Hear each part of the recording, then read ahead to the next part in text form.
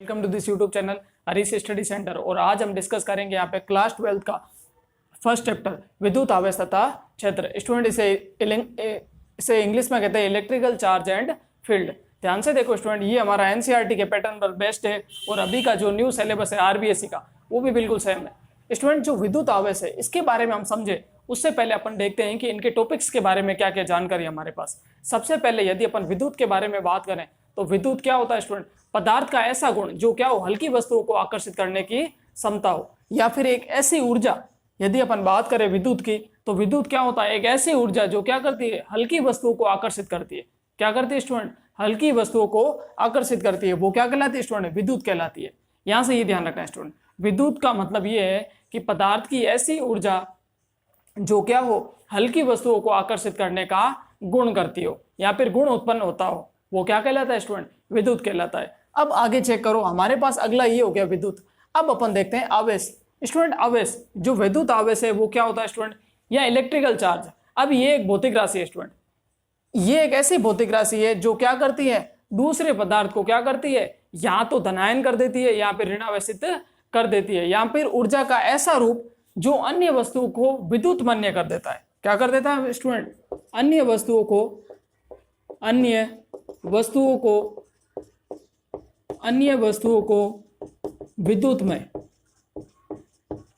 विद्युतमय।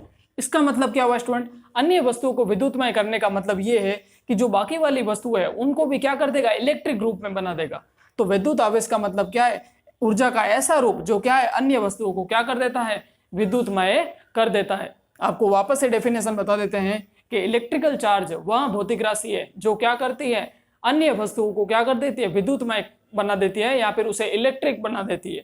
तो वो क्या कहलाता है स्टूडेंट? आवेश। यदि आपने देखा हो तो जो घर की इलेक्ट्रिसिटी है उसमें प्लस और माइनस के आवेश चलते रहते हैं ऑलवेज, आपने ये ध्यान दिया हो तो यहां से वही है कि अन्य वस्तुओं का क्या हो, विद्युतमय कर देती है, विद्युत का रूप बना देती है। तो वो क्या कहलाता है स्टूडेंट? विद्युत आवेश। अब अगली चीज यहां से ये है कि ये एक भौतिक राशि है। ये क्या है स्टूडेंट?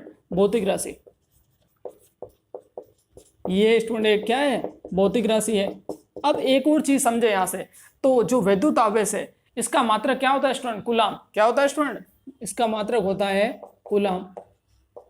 मात्रक होता है इसका कूलाम। और इसके मात्रक को रिप्रेजेंट करते हैं कैपिटल सी से। स्टूडेंट जब भी किसी भी साइंटिस्ट के नाम पर कोई भी मात्रक हो तो उसे हमेशा कैपिटल में लिखा जाएगा, बड़े अक्षरों में लिखा जाएगा। तो इसका मात्रक क्या होता है स्टूडेंट? कूलाम। अब ये चीज क्लियर हो गई, हमारे पास विद्युत आवेश क्लियर हो गया स्टूडेंट और विद्युत भी क्लियर हो गई। आगे अपन देखते हैं, यहां से इसका नेक्स्ट टॉपिक है, इस चैप्टर को आगे कंटिन्यू करते हैं, आवेश उत्पत्ति का इलेक्ट्रॉनिक सिद्धांत। नेक्स्ट चैप्टर है हमारे पास, नेक्स्ट टॉपिक है आवेश उत्पत्ति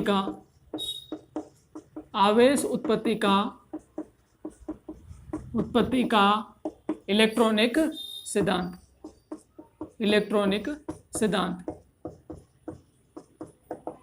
थ्योरी ऑफ क्या है स्टूडेंट?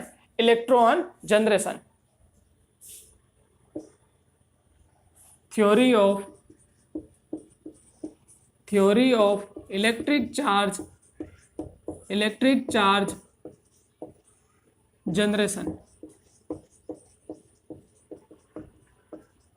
अब स्टूडेंट यहां से देखो, जो आवेश की उत्पत्ति का इलेक्ट्रॉनिक सिद्धांत है वो क्या कहता है स्टूडेंट कि आवेश है वो कैसे उत्पन्न हुआ और वो इलेक्ट्रॉनों के द्वारा कैसे हुआ। तो इसके बारे में देखें तो आपको यहां से ये ध्यान रखना है कि जो आवेश है सबसे पहले पदार्थ होता है वो कहां से मिलकर बना होता है स्टूडेंट? तत्वों से मिलकर बना होता है। तो यहां से लिख सकते हैं कि जो पदार्थ है वो क्या होता है स्टूडेंट? तत्वों से मिलकर बना होता है। ये तत्व, और तत्व स्टूडेंट किससे मिलकर बना होता है? अणुओं से मिलकर बना होता है। तो यहां से जो तत्व है वो मिलकर बना होता है अणुओं से। और अणु स्टूडेंट किससे मिलकर बने होते हैं? बहुत सारे परमाणुओं से, जो बहुत सारे छोटे छोटे परमाणु होते हैं उनसे मिलकर बने होते हैं, परमाणुओं से। तो बहुत सारे परमाणुओं से जो अणु होते हैं वो मिलकर बने होते हैं। अब जो परमाणु है उसके नाभिक के अंदर स्टूडेंट क्या होते हैं? प्रोटॉन और न्यूट्रॉन। परमाणु के नाभिक के अंदर होते हैं प्रोटॉन और न्यूट्रॉन। यदि अपन डिफाइन करें तो ये सपोज एक परमाणु का स्ट्रक्चर है, ये इसका नाभिक है स्टूडेंट, ये इसका क्या है? नाभिक है।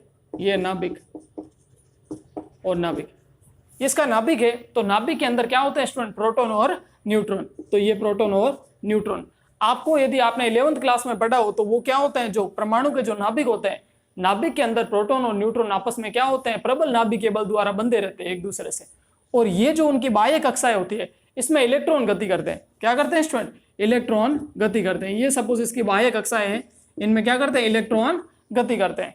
अब स्टूडेंट जो आवेश है वो कैसे उत्पन्न होता है? आवेश स्टूडेंट क्या है? एक तरह का इलेक्ट्रॉनों का वितरण है। अब यदि किसी परमाणु की बात करें और किसी भी परमाणु में जब नाभिक के ऊपर ये तो सतह है जो प्रबल नाभिकीय बलों द्वारा आपस में जुड़ी रहती है, लेकिन इसके जो बाह्य इलेक्ट्रॉन है ये बाह्य कक्षाओं में रहते हैं। इनके ऊपर किसी भी प्रकार का ताप, दाब या फिर कोई भी वस्तु ऊपर से आरोपित कोई बल लगाया जाए तो ये अपनी कक्षा छोड़ सकते हैं। अब यदि ये अपनी कक्षा छोड़ के चले जाए तो ये बाहर आ सकते हैं इलेक्ट्रॉन से। और इलेक्ट्रॉन क्या होता है? या तो कोई अन्य वस्तु में चले जा सकते हैं या फिर उस वस्तु से भी ये क्या कर सकते हैं? इलेक्ट्रॉन छोड़ सकते हैं। अब जब ये इलेक्ट्रॉन यहां से अपन किसी बाह्य अवस्था में इनके ऊपर ताप, दाब या फिर और भी कोई चीज बाह्य बल आरोपित करें तो ये इलेक्ट्रॉन अपना स्थान छोड़ सकते हैं। यदि ये इलेक्ट्रॉन अपना स्थान छोड़े, सपोज ये इलेक्ट्रॉन यहां आ गए और ये इलेक्ट्रॉन यदि अपना स्थान छोड़कर यहां आकर किसी पदार्थ में सम्मिलित हो जाते हैं, सपोज ऐसे किसी पदार्थ में आ जाते हैं, तो जो पदार्थ क्या है? इलेक्ट्रॉन को ग्रहण करता है वो क्या कहलाता है स्टूडेंट? धनायन कहलाता है। सॉरी, ऋणायन कहलाता है। क्या कहलाता है स्टूडेंट? ऋणायन। स्टूडेंट वापस से समझते हैं कि यहां से जब परमाणु है, यहां से जब इलेक्ट्रॉन उसके बाह्य कक्षाओं में निकलते हैं तो बाह्य कक्षाओं से इलेक्ट्रॉन निकलने के बाद जो भी वस्तु इलेक्ट्रॉनों को ग्रहण करती है वो क्या कहलाती है स्टूडेंट? ऋणायन, क्योंकि उसके ऊपर माइनस का चार्ज आ जाता है। आपने प्रीवियस क्लासों में पढ़ा होगा कि जो वस्तु इलेक्ट्रॉन ग्रहण करती है उसके ऊपर ऋण चार्ज आ जाता है या फिर माइनस का चार्ज आ जाता है, तो ये क्या होगा? Minus we. अब स्टूडेंट क्या होगा कि जो वस्तु है इलेक्ट्रॉन का त्याग करती है, जैसे माना ये परमाणु है, इसने इलेक्ट्रॉन का त्याग कर दिया तो ये धनावेशित हो जाएगा। इसके ऊपर क्या चार्ज आ जाएगा? प्लस चार्ज आ जाएगा। तो यहां से हम एक निष्कर्ष निकाल सकते हैं कि इलेक्ट्रॉनों का ग्रहण क्या कहलाता है स्टूडेंट? धनायन। क्या कहलाता है स्टूडेंट? धनायन। सॉरी, ऋणायन। इलेक्ट्रॉनों का ग्रहण क्या कहलाता है स्टूडेंट? ऋणायन। जब इलेक्ट्रॉन को ग्रहण करेगा, इलेक्ट्रॉन के ऊपर नेगेटिव या माइनस का चार्ज आ जाता है तो इसीलिए क्या होगा? वो ऋणायन होगा। अब एक होता है इलेक्ट्रॉनों का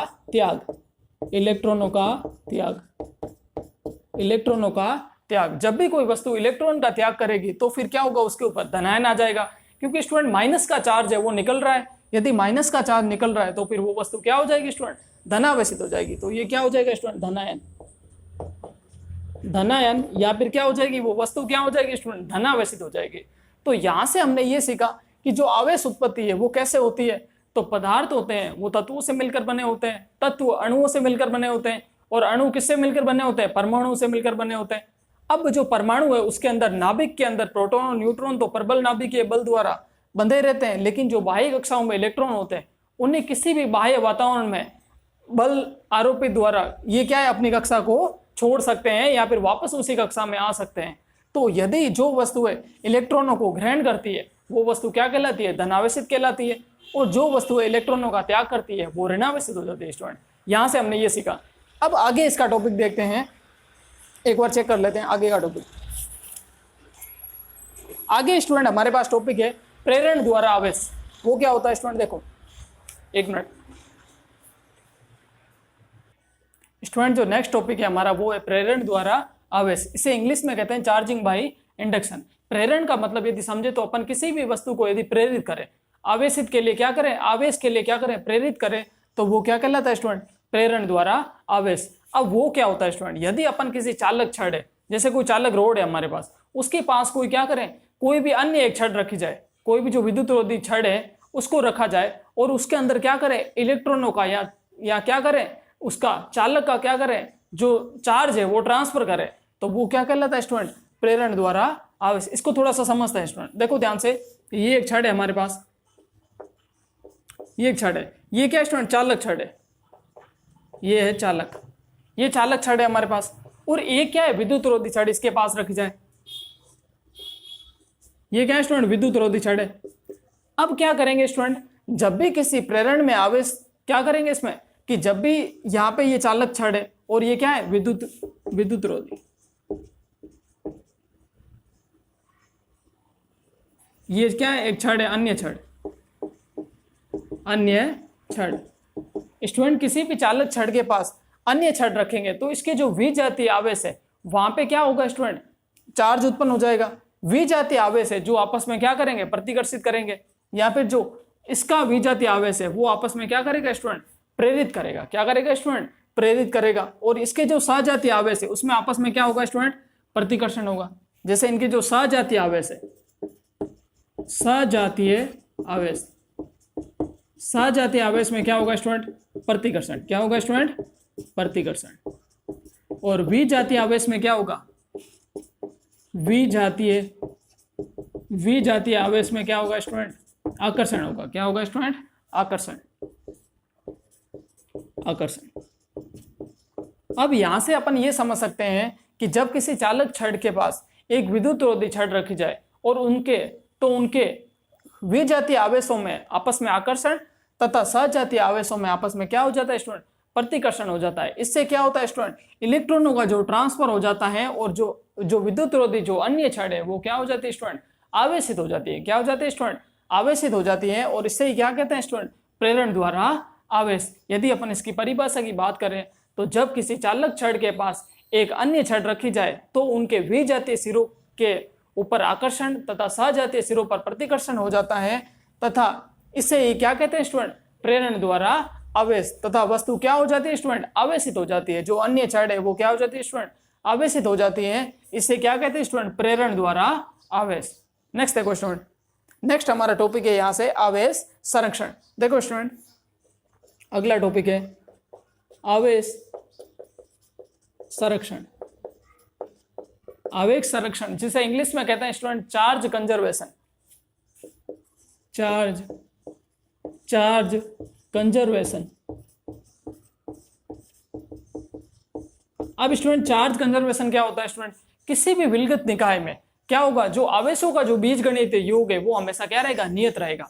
कहने का मतलब जो प्लस के आवेश और माइनस के आवेश भले कितने ही हो लेकिन उनका जो कुल योग होगा वो हमेशा क्या रहेगा स्टूडेंट, नियत बना रहेगा। जैसे विलगित निकाय में आवेशों का बीजगणितीय योग,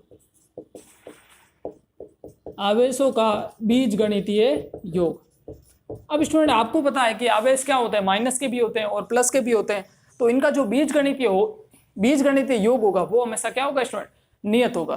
कहने का मतलब वो कभी भी बदलेगा नहीं। यानी कि अपन कुछ निकाय के लिए कुछ माइनस के ज्यादा हो सकते हैं या प्लस के कम हो सकते हैं, लेकिन उनका जो कुल योग होगा वो हमेशा क्या होगा स्टूडेंट, नियत होगा, कभी बदलेगा नहीं। तो यहां से जो आवेशों का बीजगणितीय योग है वो हमेशा क्या रहेगा स्टूडेंट, नियत बना रहेगा। नियत को कहते हैं स्टूडेंट कांस्टेंट। क्या कहते हैं, कांस्टेंट, नियत बना रहेगा। तो आवेशों का बीजगणितीय योग है वो नियत बना रहता है। तो आवेशों का बीजगणितीय योग यदि नियत बना रहे तो वो क्या कहलाता है स्टूडेंट, आवेश संरक्षण कहलाता है। और आवेश एक क्या है, संरक्षित राशि है। क्या है स्टूडेंट, संरक्षित राशि है।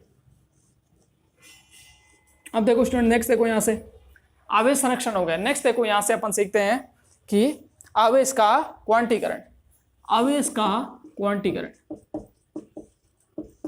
आवेश का क्वांटीकरण। इसे इंग्लिश में कहते हैं क्वांटाइजेशन ऑफ चार्ज। इसे यहां से क्या कहेंगे student, quantization of charge. Student ध्यान से देखो, आवेश का क्वांटीकरण क्या होता है। आवेश के क्वांटीकरण में यदि किसी निकाय की बात करें तो वहां से आवेश होगा वो हमेशा क्या होगा स्टूडेंट, पूर्ण गुणज के रूप में होगा। हमेशा क्या होगा, उनके अंकों के क्या होगा, पूर्ण गुणज के रूप में, इलेक्ट्रॉनों के पूर्ण गुणज में। यदि अपन एक विलगित निकाय की बात करें, सपोज ये हमारे पास कोई विलगित निकाय है, इसमें बहुत सारे इलेक्ट्रॉन भरे हुए हैं, ये इलेक्ट्रॉन है,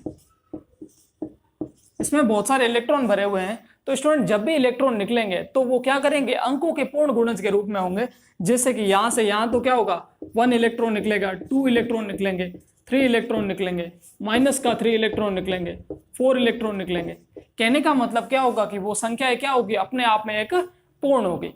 यहां से ये निष्कर्ष निकाल सकते हैं कि आवेश हमेशा क्या होते हैं, इलेक्ट्रॉनों के पूर्ण गुणज में या फिर संख्याओं के क्या होते हैं, पूर्ण गुणज में। एक अपने आप में एक पूरा अंक होगा, तो हमेशा यही सिद्ध हो सकता है। अब यहां से कुछ रिसर्च से अपन को यह देखने को मिला है कि जो प्रोटोनों से उत्पन्न कुछ कण है जिन्हें क्या कहते हैं, क्वार्क कण। हालांकि इलेक्ट्रॉन तो क्या होता है, क्वांटीकृत राशि होती है। क्वांटीकृत का मतलब वो क्या होगा, दशमलव में नहीं होगी, कभी बट्टा में नहीं होती। वो हमेशा जब भी किसी विलगित निकाय या किसी सिस्टम में निकलेंगे, ये निकाय है हमारे पास, वो किसी भी निकाय से जब निकलेंगे तो वहां से क्या होगा कि इलेक्ट्रॉन है वो अपनी पूर्ण संख्याओं के रूप में बाहर आएंगे।